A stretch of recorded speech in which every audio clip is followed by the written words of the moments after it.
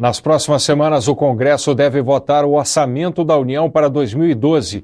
A proposta do Poder Executivo reserva 32 bilhões de reais para as emendas. Na série de reportagens sobre as leis orçamentárias do país, o repórter Dante Ascioli explica hoje como e por que essa parcela é dividida.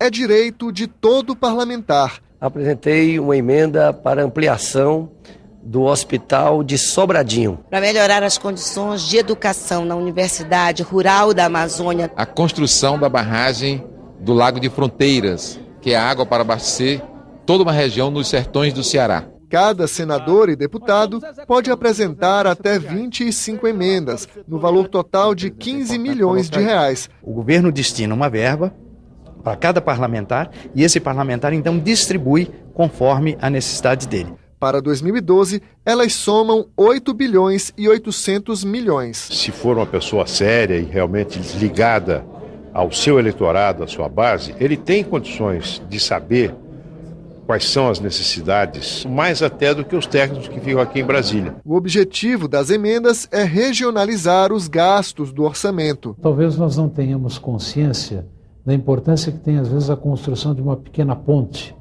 que vai resolver o problema do deslocamento de toda a população de uma pequena localidade. As bancadas estaduais também apresentam emendas, de 15 a 20, de acordo com o número de parlamentares de cada unidade da federação. Esta reunião é de parlamentares de Santa Catarina. Senadores e deputados estão definindo as emendas que serão prioridade do Estado no orçamento de 2012. Nessa hora, não tem governo ou oposição. Independente de partido, a bancada se une para garantir mais recursos para a população catarinense. Quem representa a sociedade tem a responsabilidade de discutir prioridades e aprender diariamente a escolher.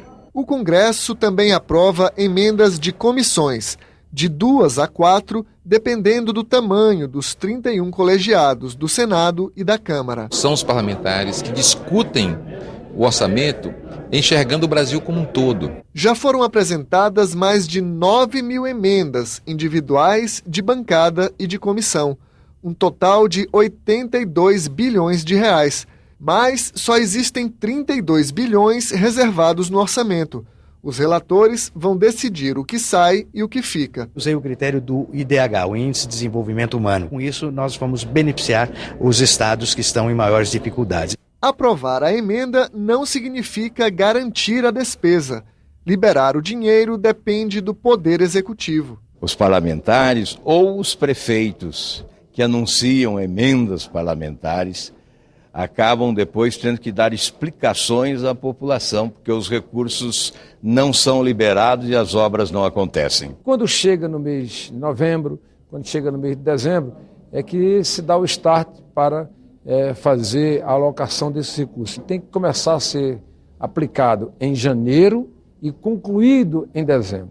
Para economistas, o modelo gera distorções. A emenda é aprovada, ela passa a integrar o orçamento a uma lei. No entanto, a emenda parlamentar no Brasil ela se tornou um instrumento de barganha política. Um troca-troca em que o governo exige fidelidade em troca de conceder um pouquinho. Interessa ao executivo, porque através delas, então, ele de certa forma controla um pouco as votações. Para cada questão de interesse do executivo, ele negocia. Interessa aos parlamentares também, porque é assim que eles estão levando recursos lá para os seus currais. Essa é uma prática nefasta, é o que há de pior no orçamento brasileiro. Mas não precisa ser assim. Se esse orçamento fosse mais flexível, as emendas, do jeito que são feitas hoje, não seriam tão disputadas e não haveria essa guerra por migalha. Isso não deve ser a regra. A regra é o parlamentar agir com independência sem precisar estar se submetendo a coisa nenhuma do governo. Nós não temos que estabelecer essa relação